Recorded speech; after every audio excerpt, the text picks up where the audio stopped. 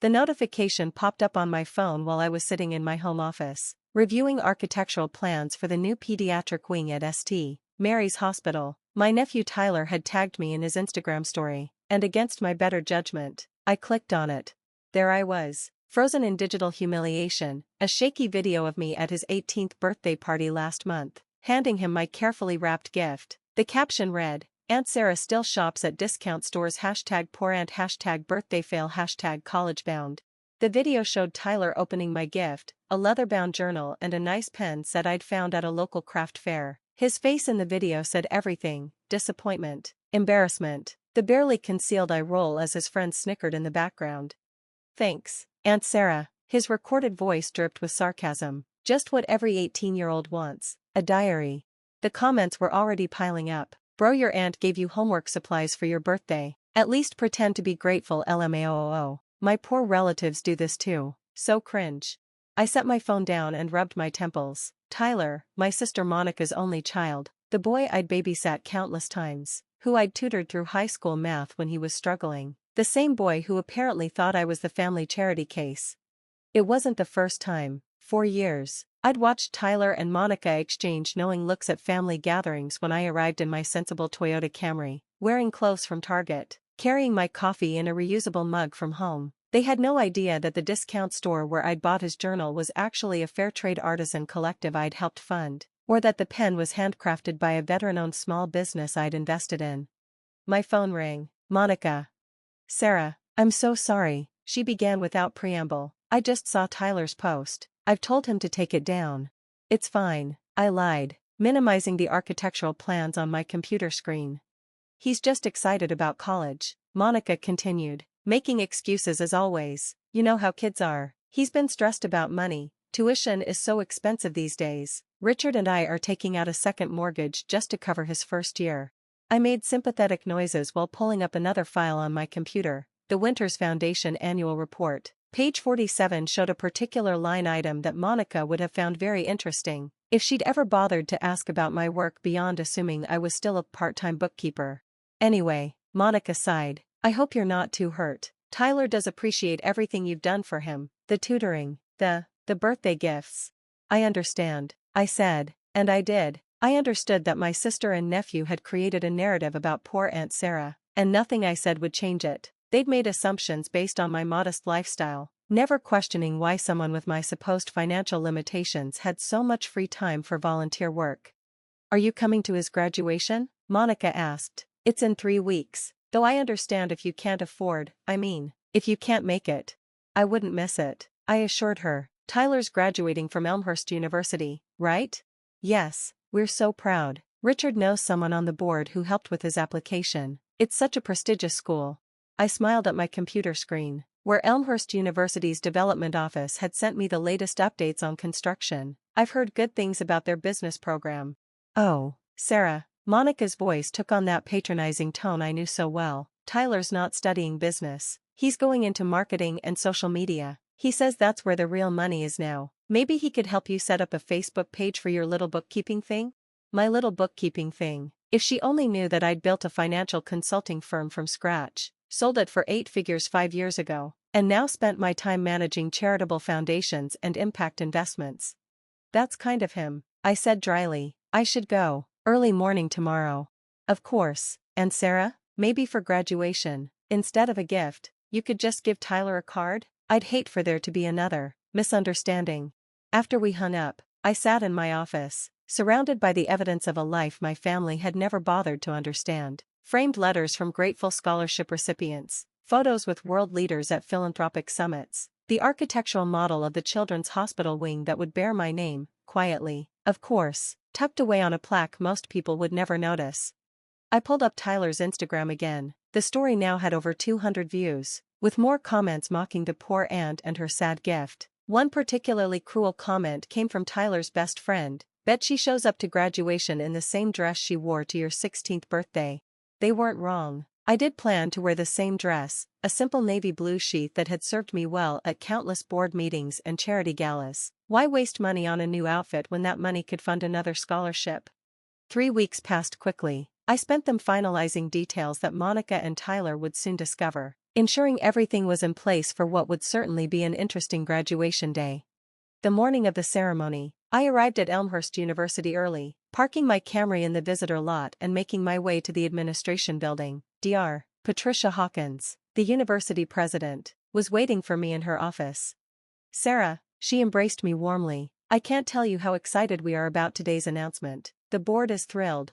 "And the students have no idea?" I confirmed. "None. We've kept it completely under wraps as you requested, though I must say, the suspense is killing me. An anonymous donor suddenly wanting recognition after all these years of giving." "It's time," I said simply. "My nephew is graduating today." "Tyler Morrison?" Dr. Hawkins' eyes widened. "He's your nephew?" "But that is, when we interviewed him for the scholarship program, he mentioned family financial difficulties." "Tyler got a scholarship?" This was news to me. "A small merit scholarship," Dr. Hawkins clarified, though honestly, his grades were borderline. "We mainly considered him because," she trailed off, looking uncomfortable. Because? Because in his essay, he wrote about overcoming family challenges, specifically, about rising above his circumstances despite having relatives who, and I quote, settled for mediocrity." I laughed, surprising Dr. Hawkins. "Did he now?" "Well, that's certainly one perspective." We went over the ceremony details one more time. I'd insisted on sitting with my family rather than on stage with the dignitaries, despite Dr. Hawkins' protests. I wanted to see Monica and Tyler's faces when the announcement was made. The graduation ceremony was held in the new Sarah Winters Business Center, though the signage wouldn't be unveiled until after the announcement. I found Monica, Richard, and Tyler's grandparents in the crowd, taking my seat next to them in my familiar navy dress. "Sarah," Monica air-kissed me, "you made it, and look, you dressed up." "It's the same dress I always wear," I said mildly. "Well, it's timeless," Monica managed. "Tyler's so excited, he's already got an internship lined up at a marketing firm, unpaid, but great experience." "Wonderful," I said, watching the graduates file in. Tyler caught sight of us and waved, though I noticed he quickly turned away when one of his friends pointed at me and whispered something. The ceremony proceeded with the usual pomp and circumstance, speeches about bright futures, the value of education, the importance of giving back. I noticed Tyler checking his phone surreptitiously, probably posting more Instagram stories.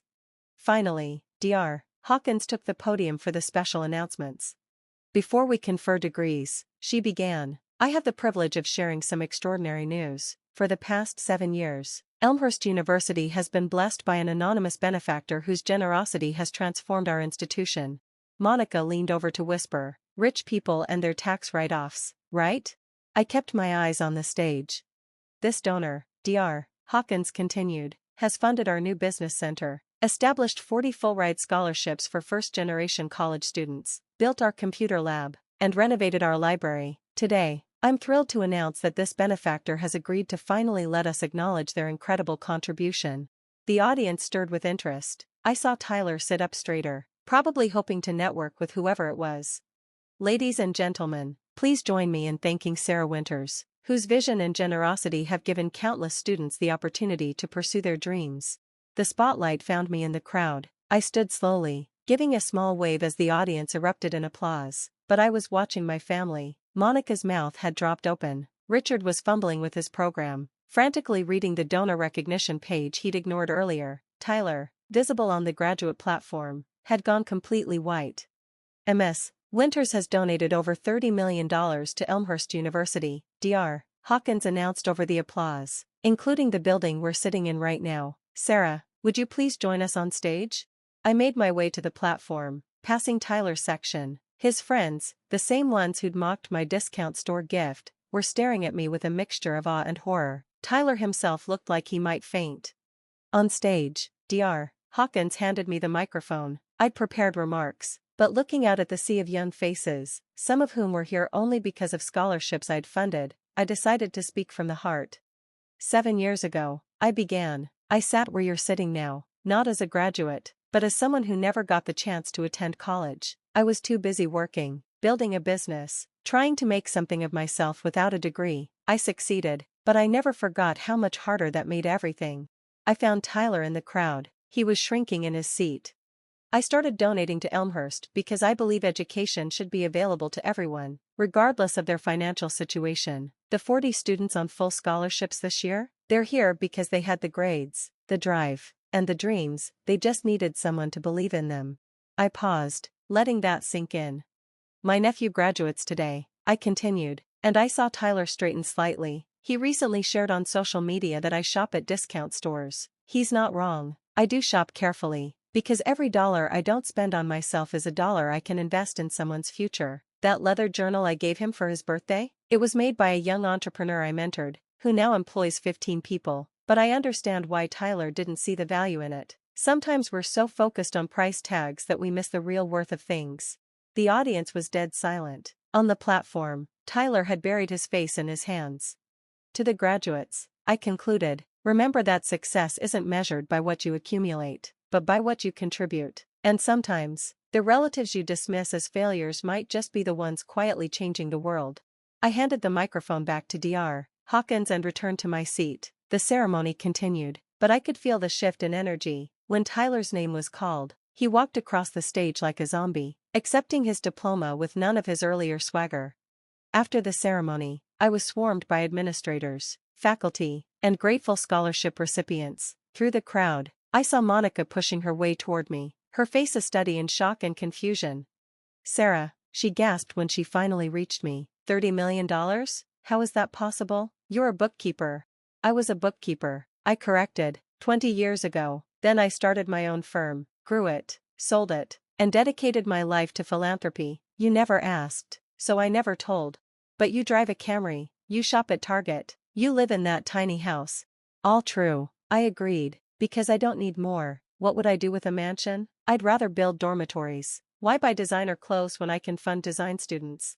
Tyler appeared behind his mother, his face red and puffy. "Aunt Sarah, I'm so sorry. The Instagram post, the comments, everything. I'm an idiot." I looked at my nephew, really looked at him for the first time in years. Beneath the bravado and materialism, I saw an insecure kid who'd been taught to value the wrong things. "You're not an idiot," I said. "You're young, and you've been raised to believe that wealth looks a certain way. But Tyler, I need you to understand something. That journal I gave you? Use it. Write down your ideas, your dreams, your failures. Success isn't about showing off on social media, it's about building something meaningful." "The scholarships," he said quietly. "Did any of my friends? Marcus Washington, your roommate? Full ride. Jennifer Chen, who you study with? Her family lost everything in a fire freshman year. The emergency fund I established kept her in school. David Martinez from your marketing class? First in his family to attend college, thanks to the winter scholarship." Tyler's face crumpled. "And I made fun of you, posted about you being poor. Oh God, they all saw it. They must hate me." "They might," I said honestly, "but what matters is what you do next. You can't undo the post, but you can change how you see the world, and maybe help others see it differently too." Monica finally found her voice. "Sarah, why didn't you tell us? All these years, we thought." "You thought what you wanted to think," I interrupted gently. "You saw my simple clothes and modest car and created a story that fit your worldview. I let you, because I wanted to know if you'd value me without the money." I got my answer. The crowd was growing again, students wanting to thank me, parents asking about scholarship opportunities, media requests for interviews, but I kept my focus on my family. "I have to ask," Richard said, speaking for the first time, "the building? Your name is on this building?" Dr. Hawkins overheard and laughed. "On this building, the library, the computer center, the new dormitory. Sarah's the largest donor in Elmhurst's history. We offered to name the school after her, but she declined." "Too flashy," I said with a small smile. Tyler was typing frantically on his phone. For a moment, I thought he was posting another story, but then he showed me the screen. He'd written a long post apologizing for his earlier behavior, acknowledging his privilege, and thanking the aunt who'd quietly funded not just buildings but futures. "Is this okay?" he asked anxiously. "It's a start," I said, "but Tyler, real change happens offline. That internship you mentioned, unpaid, right? How about coming to work for the Winters Foundation instead? Paid position, but you'll be working with our scholarship recipients, understanding their stories, helping them succeed. Interested?" His eyes widened. "You'd trust me after what I did?" "Everyone deserves a second chance," I said. "That's literally the foundation's motto." As the crowd finally pulled me away for photos and interviews, I heard Monica say to Tyler, "I can't believe we've been calling her poor Aunt Sarah all these years, Mom," Tyler replied, and I was glad to hear the new maturity in his voice. "I think we're the poor ones, we just didn't know it." Later that evening, after all the ceremonies and celebrations, I sat in my simple living room in my small house, still wearing my navy dress. My phone buzzed with notifications. Tyler's apology post had gone viral, with thousands of comments from other students sharing stories of relatives they'd misjudged. But the message that made me smile was a private text from Tyler. "Aunt Sarah, I filled 3 pages in the journal already. Turns out it was exactly what I needed. Thank you for seeing who I could be, even when I couldn't see it myself."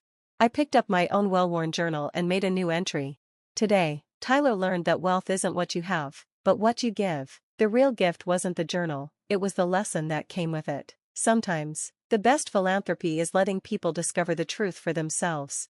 Outside my window, I could see the lights of Elmhurst University in the distance, glowing with the dreams of students who would never know my name but would carry forward the opportunities I'd quietly provided.